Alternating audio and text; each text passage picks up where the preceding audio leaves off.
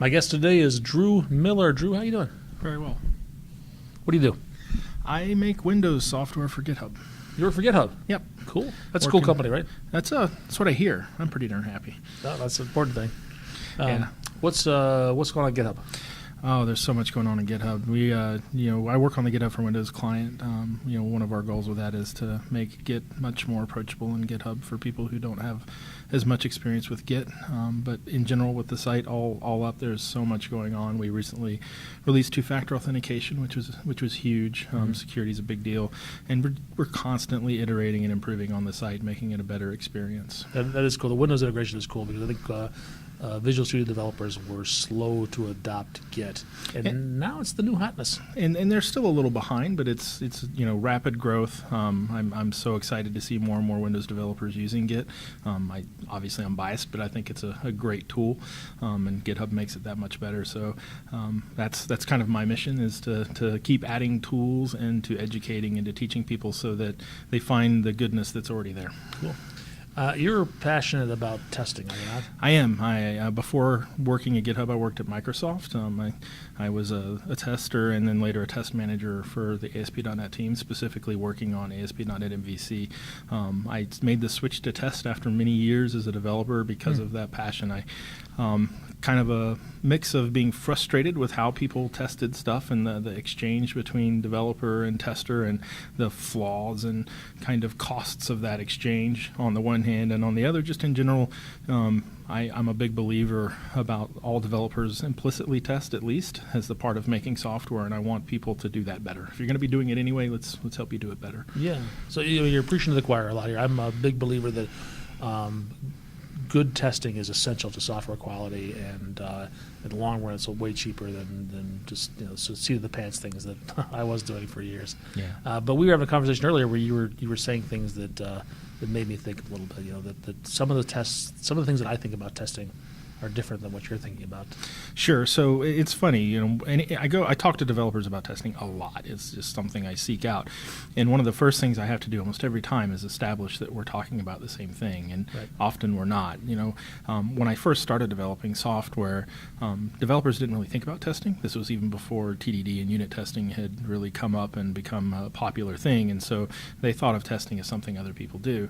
And that has changed, but what developers think of as testing tends to be programmatic testing. Things like unit testing, integration testing, even like automating test agents like browsers in the clients, and that's all goodness. I mean, it's great for developers to be doing that stuff, but we also, whether we realize it or not, tests the way that users use the software.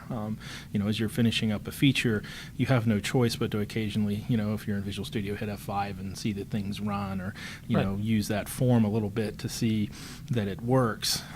Every developer will do that. Right. Pretty much. You can't really develop working software without doing that some. And so one of my goals, one of the things I like to do is to help people be more disciplined about that, to do it, to hopefully do it better. I mean, that's my goal. How does one become more disciplined about hitting F5? Well, it's a lot more than hitting F5 is the big, one of the big parts of it. So just like we have patterns for developing software, we have approaches that are well known. Even if you don't completely agree with them, you have a framework to kind of grow on, whether you're doing, Agile, whether you're doing one of these other type of techniques. And testing has a lot of the similar things, but developers aren't aware of it. One of the things I like to teach people is about some things testers are normally think about that developers don't. Things like heuristics and using heuristics for testing, exploratory testing. Heuristics is what? Heuristics, it's a word that has a long history. Applied to testing, it's... I noticed the H in the HAL computer. Right. 2001 Space Odyssey. James Bach is a tester that influenced me heavily and influenced how we tested Microsoft. He defines it as a fallible method for solving a problem or making a decision. Basically, it's... A followable, so it can be followable? Fallible, absolutely. Fallible, so it can fail. Right. It, like anything, it's a technique. It's not a prescription, right? It's a prompt. It's not a practice. They're little things like if I know I'm going to be doing domain testing, little mnemonic triggers and guidelines for these are the types of things I need to think about when I'm doing domain testing. And so by using a list of heuristics, it helps you think about the full spectrum of testing that we're not normally inclined. We have short memories. Our brains are really good at pattern matching, but our memory, our active memory, especially when we're focusing on things, is very limited. So having a good list of heuristics helps us train our mind as we go through testing. And so that's one example of using discipline. So when I'm testing a feature, I pop it up with F5, and then I have to decide what to do, right? What comes next after F5? Maybe sometimes just seeing it run is good enough, but most of the time you need to interact with it a little bit, and you need to make decisions about how I'm going to interact with it, and that's where these lists of heuristics, things like, I'm going to try this type of data, I'm going to do this interaction. It's a list of things to tell you how to interact with the system to find And a lot of that's problems. dependent upon the application that you're writing, right? Right, so not every heuristic applies to every type of software. Give me an example of an heuristic. So Is it A or N? it'd be an heuristic. I guess it'd be an a heuristic. Those H words in Greek are tough. So an example of a heuristic is with domain testing using different kinds of data as inputs in the domain. Don't just try the obvious stuff. Another category of heuristics that I really encourage developers to think about that they don't always is flow testing. As users, they're going to pop an application open and keep it open all day, and they're going to do all these types of actions and behaviors and transactions. As developers, we tend to focus on one thing. So one of the heuristics with flow testing is to leave the application up over time without resetting it. These kinds of things that I can go through the list and be like, okay, that doesn't apply to this particular situation. I don't need to leave the app up all day because I'm developing a web app and it's stateless. But it's these lists of things, and I can go through and figure out this does apply to me, this doesn't apply to me. And there's hundreds of these things.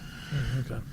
So when I'm on larger projects, generally there's a testing group, and that testing group has a script. This is not quite a script. This is like a step below So that. It's more of that a segues pattern. perfectly into the other thing I mentioned, which is exploratory testing. Okay. So, when I got into this business, everyone was about scripted testing, right? You write this big plan of point by point how I'm going to test the system. Exploratory testing is the dual of that. You don't start with any script. You have a charter. You have what I want to accomplish while I'm testing this. What is the core thing I'm testing? And then you just decide one test, the most important test, and you test it. And then you use the information you learn while testing that one thing to decide the next thing to test. And you just iteratively explore the product one test at a time instead of thinking a lot ahead of time. And I find that's especially useful for developers who are testing because it's very similar to the ad hoc type of testing that we naturally do as developers, but adds, again, that layer of discipline with a charter, with focusing on one test at a time iteratively, and then adding a time constraint to it, which is another common aspect of exploratory testing. Okay. If I'm doing automated testing, if I'm doing unit tests, integration tests, maybe even something with like Watton or some user interface type of automation, do I really need to do all this other stuff you're talking about? Yeah, sure. I'll share a story with you that I think exemplifies why. So one of the websites I worked on while I was at Microsoft had a login form like every website in the world. And test teams love login forms. They're really easy to automate, right?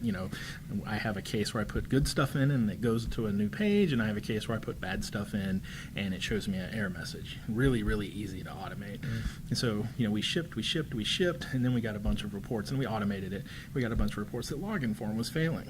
Our test passed. We knew it should be working, so we went and tried it ourselves, and it worked, and we didn't understand what was going on. And we found out that what was happening was the users were putting a username and a bad password in, but they were stuck on the login page. It didn't do anything. And they assumed that it was successfully logged in. Right, because they had no input. Because there was no error message. What had happened is a front-end developer had accidentally floated an error message off the screen. And so, automation caught that error message was still in the output at HTML. It was in the right place in the DOM, but visually it was wrong, something you and I would catch in a heartbeat. Right. That's a really hard thing to automate. That speaks to, in testing, what we call oracles. How do you know something is true? So there's kind of two oracles going on there. There's an oracle of specification, which says the spec says that there should be an error message here, right? But it fails the eye test, which is another oracle, actually seeing the thing. Okay. Anyone who looks at What it. is an oracle? So an oracle is just kind of the source of correctness. It's like the mechanism by which you decide if something is correct. Okay. So in the case of an error message, like like there's a spec, or maybe I know what error messages should look like because I've used other login forms, and that's called an oracle of comparison. But it's a fancy academic test word for the thing that lets me know a thing is right or wrong. Okay. When you automate software, you need to think not only about automating the agent, right? Because we tend to just think about, I can automate the browser, I'm good to go.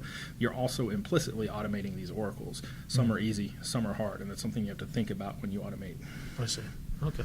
So that's a long way of answering. So yes, you should automate, but you also need to be very aware of the limitations of automation.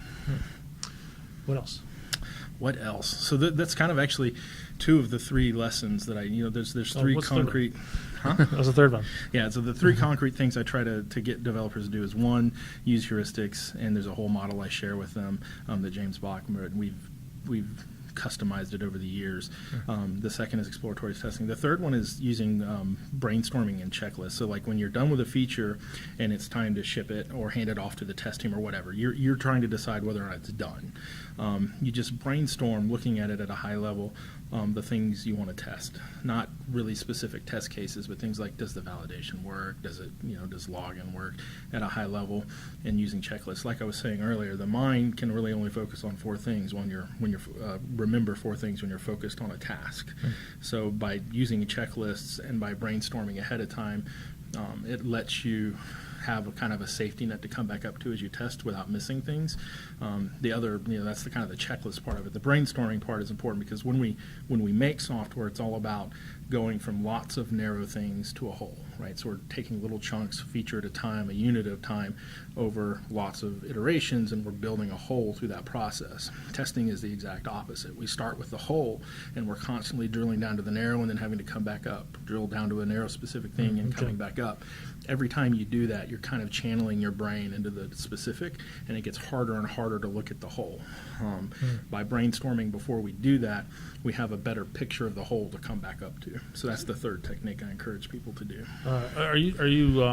Should people be writing these things down as they're during the brainstorming, for example? Should I be brainstorming, take a bunch of notes, and have them ready? Yes, so that I know that's what I'd like.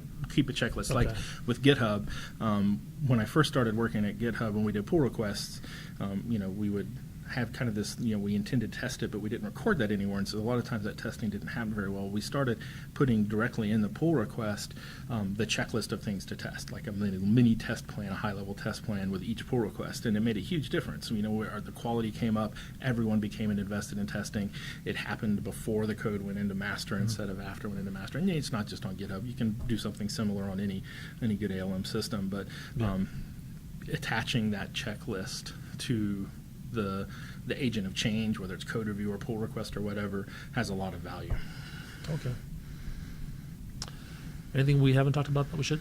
From a testing perspective, there's nothing. People doing those three things is, I think, like what I tell people is, if you start doing those three things and nothing else, I think the quality of your testing is going to really be much better. You're going to be a better tester through doing those things.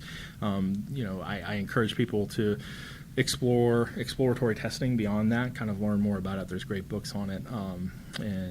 But no, Can you recommend any books? Recommend. So I basically look at, there's a book that Singh Kanner and James Bach wrote, which is about context-driven testing. It's not specifically about exploratory testing, but it lays a lot of the foundation that would become that. And then Joanna Rothman, Lisa Crispin both have some very good books on agile testing and exploratory testing. Are you writing and publishing anything online or in print?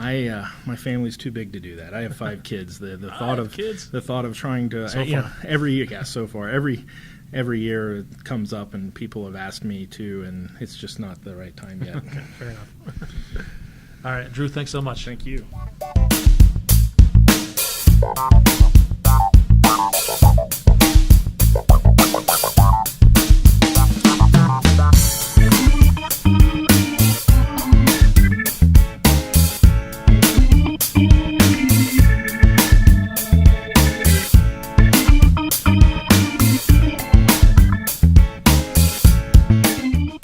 I love working on GitHub because it makes working on technology with your friends better than working alone.